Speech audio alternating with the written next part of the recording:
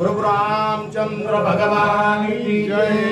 सूत हनुमान महाराज की जय। शांति ब्रह्मनाथ महाराज की जय।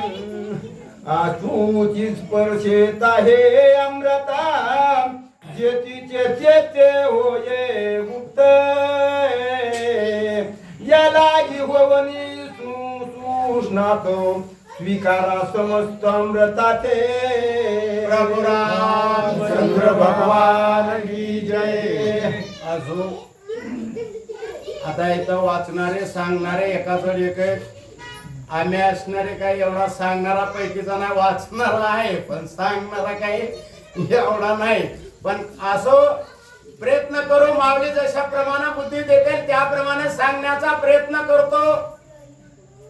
गरुडानं अमृत आणलंय। आई असणारी ती कद्रू माझी नागाची आई होती।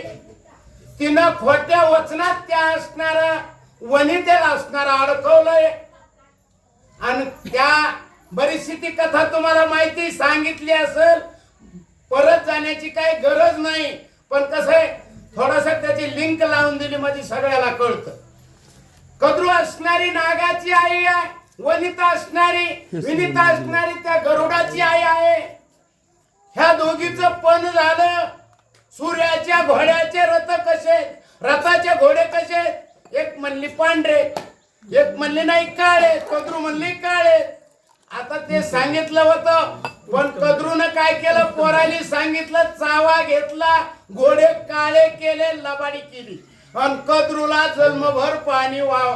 कद्रूनं अशी जबान केली की ते घोडे जर काळे असतील तर तुला माझ्या इथं पाणी व्हावं लागत आणि पांढरे असतील तर मी तुझ्या इथं वाईन। मग नागाने चावा घेतला, घोडे काळे केले, रक्त निघल्यावर काळे दिसणार नाही। त्यावेळेस ती वचनात गुंतली। मग वचनातून मुक्त होण्यासाठी तिने काय केलं, आम्हाला जर अमृत आणून दिलं स्वर्गातलं तर आम्ही तुला तुझी आई असणारी मुक्त करून सोडतो, आम्ही बंधनातून सोडतो।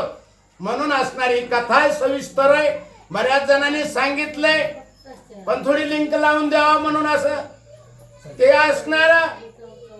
त्या गरुडानं अमृत आणलंय, त्या कद्रूपशी दिलंय।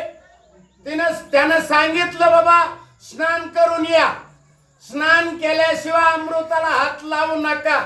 आणि तसं जर अशुच्च म्हणजे आंघोळ न करता स्नान न करता जर तुम्ही अमृत प्याला तर गुप्त होईल, याचा तुम्हाला उपयोग होणार नाही, अशी सविस्तर कथा आहे। बोला पुढं। अमृत कुंभ गंगा तिरिमीत येविला दुर्वांकुरी स्नान करून असे मगरी अमृतारी बैसावे। त्यावेळेस सांगितलं गरुडानं म्या गंगेच्या तीराला आणून ठेवलेलं आहे। दुर्वाकुरी मध्ये असणारा तिथं असणारे हराळ आहे, त्या हराळीमध्ये ठेवलंय, तिथं तुम्ही जावा, स्नान करून येवा आणि अमृतानं सुखानं असणारा अमृताचं भोजन करावा, असं त्या गरुडाने त्या कद्रूला म्हणजे नागाच्या आईला सांगितलं। अमृत कलशात येऊन गरुडे आक्रमिले गगन विनिता निर्मुक्त होऊन आली आपण निजामा। त्यावेळेस गरुडाने ते अमृत ठेवलं आणि आकाशात असणारं उड्डाण घेतलं। आपली आई आहे त्या आईपाशी आला आणि ती आई त्या कद्रूकून मुक्त करून घेतली। तिच्या जबानी जी गुंतली होती ती असणारी आईला मोकळी केली आणि गरुड तिथून निघाला। अमृत सेवावया प्रीती सर्प आला देशनाने करीती तव कावळे अमृत आरतीन नेनो किती मिळाले। मग त्यावेळेस अमृताचं सेवन करण्यासाठी कद्रूनं मुलाला सांगितलं सर्पांना आंघोळी करून या, आणि आंघोळ करून ते सर्प येऊ लागले। त्याच्यामध्ये त्या ठिकाणी कावळे किती आले याची गंती सुद्धा लागाना। इंद्राची अमृताचा कळवळा होऊन आला डोम कावळा अमृत कळच्या धर पोनी नेला सर्पी केला कार।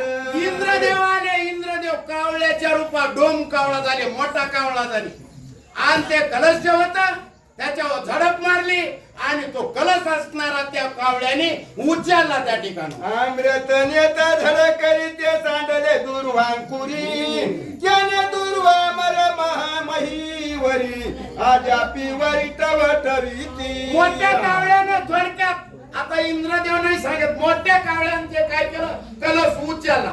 उचलल्यावर आता कलश भरलेला होता, त्याच्यातलं अमृत त्या ठिकाणी सांडलं. ते कशावर पडलं, हराळीवर पडलं. आणि हराळ तवापासून अमर आहे. मग हराळ जे बुडत नाही का रानातली, तिच्यावर अमृत सांडलेलं आहे म्हणून ती टवटवीत बी राहती. आणि ती कधी कधी असणारे तिचा नाश पावत नाही अशी अमर असणारे हराळ आहे. त्या ठिकाणाहून कलश घेऊन गेले. बघा, अमृत नेता पय डोम कावळा सर्प सोडती विषांच्या गरळा नकुळ सुरसा हे पावला सर्पा केला मामा. अमृत त्या ज्या वेळेस त्या कावळ्याने नेलं त्यावेळेस नागांना राग आला, सर्पांना विषाच्या जोळा तोंडातून सोडल्या. विषाच्या जोळा सोडल्यानंतर सगळा हाहाकार होऊ लागला. तेवढ्यामध्ये नकुळ म्हणजे मुंगस त्या ठिकाणी आले आणि काय करू लागले. बरं, गरुड गती त्या काशी नकुळ गती देवी वरासी वेग येऊन सर्पापासी युद्ध कंदनाची मांडली. त्यावेळेला गरुडानं आकाशात भरारी घेतली. वरून असणारा गरुड युद्ध करू लागला. पुन्हा संग सर्पासंग आकाशातून सर्पासंग गरुड युद्ध करू लागला. आणि जमिनीवर नकुळ असणारा सहकारी झाला. मुंगस असणारे नागाला मारू लागले. नागाला मुंगस कधी भेट नाही म्हणूनच नागाचा मुंगसाचा एक वर्ग येऊ नये. बरं का, लग्नामध्ये पहिलं होतं. आता काय नाव बघायची काही गरज राहिली नाही. आता काय कुणाचा कुणाचा येऊ दे, पण होऊ दे एकदा असं झालंय.